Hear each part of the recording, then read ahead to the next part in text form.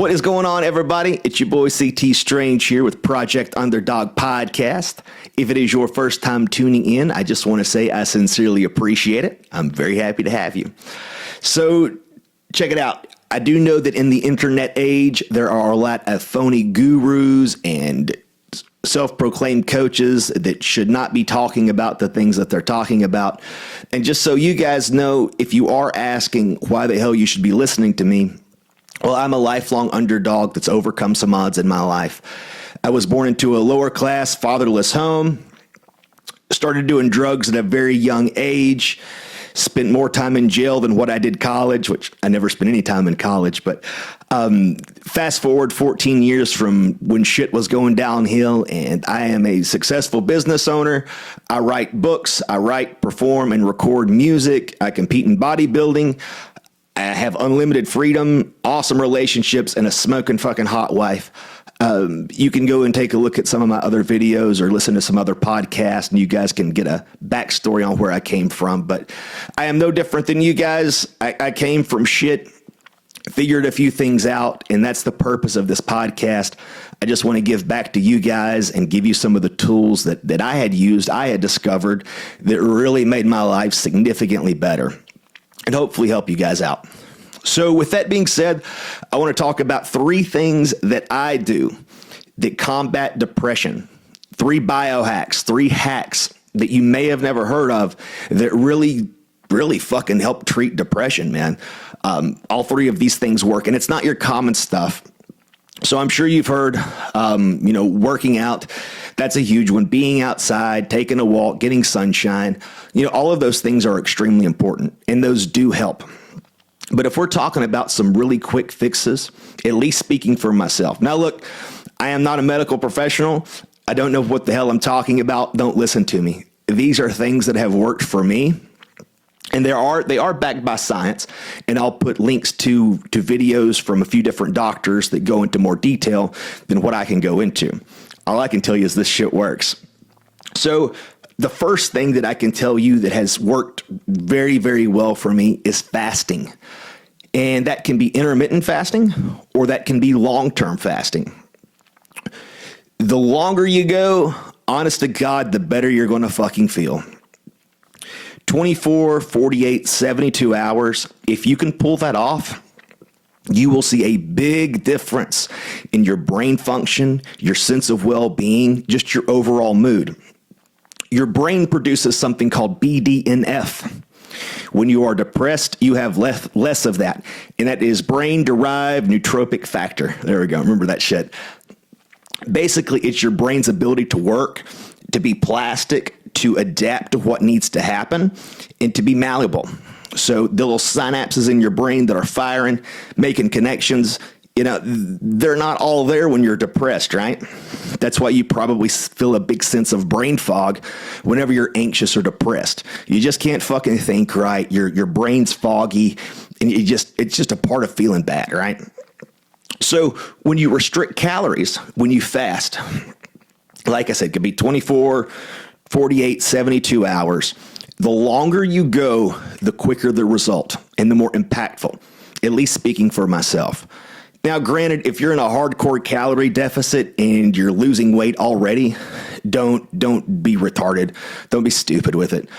But the majority of the time, depressed individuals are not the healthiest that are out there. So you could probably afford to go a few days without eating. Don't listen to nonsense that you've heard that your blood sugar will drop and you'll fucking die. You won't. You're not going to. There's a reason that fasting is in basically every religious practice. It is a very spiritual thing. And I don't mean to sound all hippy dippy woo woo bullshit, but there is so much power in fasting. And even to this day, I will fast 24 hours once a week. I try to fast 72 hours at least twice a year. Then I will also intermittent fast, usually about 5-6 days a week, honestly. I can't think of any day that I typically eat before 2 or 3 o'clock in the afternoon. And I feel better that way. I feel better when I restrict calories. The longer I can go, the better I feel. So if you are feeling down, feeling anxious, try to do a 24-hour fast. and see how you feel after the fact. Speaking for myself, it works wonders, man. And I will link some information in the description of this video. Dr. Tracey Marks is she's a bad bitch. She is a very intelligent woman, psychiatrist, doctor out of Atlanta, and she's awesome. I've learned the majority of what I've learned about depression, anxiety, bipolar disorder, manic depressive episodes from this woman, and she is awesome. She can take a deeper dive as to why short-term and long-term fasting work for depression and anxiety. So that's the first thing that you may have never heard of. Okay, second, this one's pretty crazy, and you'll probably say there's something wrong with me, but sleep deprivation. So, and this is all backed by science too. I'm not just making this shit up. So my wife and I, for New Year's, like I said, we own a business together. We stay extremely busy, and we don't get a whole lot of time to party and to enjoy ourselves, to have fun, which we're not big partiers. We live a very disciplined lifestyle, but sometimes, we like to have a little bit of fun. And that was the one time we had fun this entire year. So it's now September. So that tells you something. But anyway, we partied hard, man. We went hard, and I didn't get any sleep whatsoever. Maybe like 2 or 3 hours a night, if that. But I felt great. I felt awesome.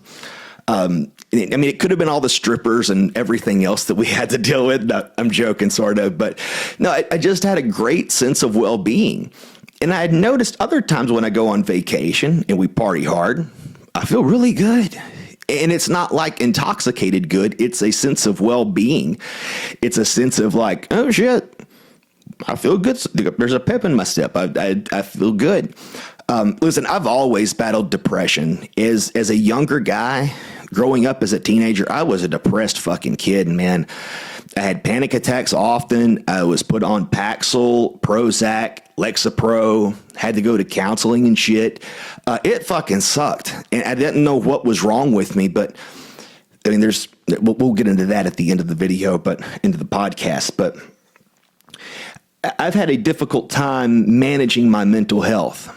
And so some of these things that I'm telling you guys with these 3 ways and some other things that I do, man, it's really been a huge asset in my life to keeping my shit together, man. So anyway, it is what is known as wake therapy. There is a protocol in which you can follow, and this is all backed by science. So basically, you would stay awake for 36 hours. That's it. It's a hard fucking reset. It sounds crazy. Now, if you follow the actual protocol, you stay awake for 36 hours, have a few hours of light exposure, red light exposure, followed by small sleeping windows. I think it's 4 hours, 6 hours, and 8. Regardless, I have not followed that protocol, but I have restricted sleep for upwards of 48 hours before, and I feel fucking great afterwards. Feel awesome. It is like a hard reset. And like I said, I am going to link some of that information in the description here, and that is also coming from Tracey Marks. Brilliant woman. You guys will really enjoy her. But it's under my opinion and experience that depression is just it's a response to what the fuck we're not doing. I mean, our lives are so fucking easy now, right? Like everybody, I won't say everybody, that's projecting there, but a large majority of people are very depressed these days. They don't have much meaning in their life. Everything just kind of sucks with them. And it's my personal belief that life is way too easy. Our physical life is way too easy. Think about the last 2 things that I just talked about: restricting eating and restricting sleep. Both of those are hard as fuck to do. They are a stressor on the body. Imagine if we didn't have the modern conveniences that we have, but we could not eat, right? Like there wasn't any fucking food. None. You did not have it available. It's not like you're intentionally trying not to eat. Let's say that you can't fucking eat. Dude, your body knows we got to get our shit together, motherfucker, so we can survive.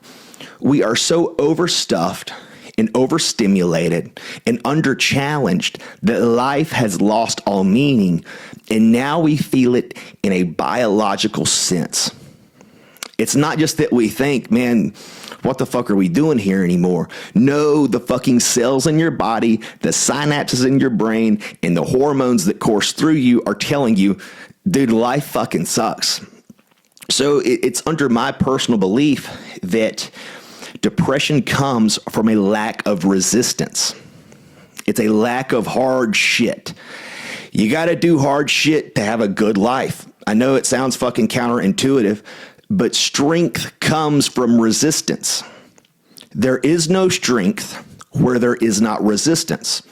And so by inducing yourself with these stressors, putting yourself in these difficult situations, you talk about, cold plunges, sauna, shit like that, sleep deprivation, fasting, you are creating intentional stress on your body, and it must perform. So the wake therapy, restricting sleep, depriving sleep, 36, 48 hours, speaking for myself, it works fucking awesome. I love it. It's a pain in the ass to stay awake that long, but get you some energy drinks and Adderall if you are prescribed it. I don't know if I can fucking say Adderall on YouTube, but we're going to find out. So that is the second way that I will get myself back in shape whenever I'm feeling depressed and anxious and not feeling great. Okay, the third thing, and I just kind of mentioned it there in that last little rant, but it is the sauna. The sauna is an excellent way to get your mind and your body moving back in the right direction and stuff the depression down and relieve that brain fog and that anxiety. I'm going to link a video from Dr. Rhonda Patrick in the description. She goes into a lot of detail with how this works in the science and the mechanics of that. I can just tell you from personal experience, the sauna is not, for me, it's not that quick reset that the fasting and the sleep deprivation are for me. Those are fucking instant. Within 48 hours, I can feel good again. It's just difficult to practice that discipline, right? Hey, and I want to say too that I would not recommend doing all three of these fucking things at the same time. These are hardcore stressors that you are putting on your body. You are putting your body under a lot of stress that it's probably not used to. So proceed with caution. Hell, don't even fucking do it. I told you guys not to do it. I don't know what the hell I'm talking about. I know nothing, but this has worked for me. It's the best way I can put it. But be careful if you do decide to do this. Don't do all three at the same time. As I had said, depriving sleep and restricting calories, those snap me out of my funk very quickly. The sauna is more of a slow and steady. It's more of a brushing your teeth type of habit and behavior that you feel better and better and better over time. But I'm going to link in the description video from Dr. Rhonda Patrick. She goes into more detail of the mechanics and the science of how sauna works. So that's it, guys. Three ways to help you kick depression and get your head back in the game and getting going in the right direction. But like I said, it is my personal belief that life is way too fucking easy in 2023.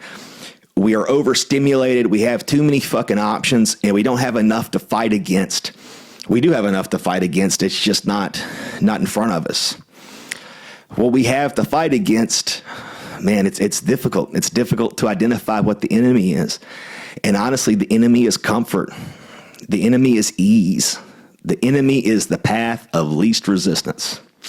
So I do appreciate you guys hopping on here. Until next time, stay cool, motherfuckers.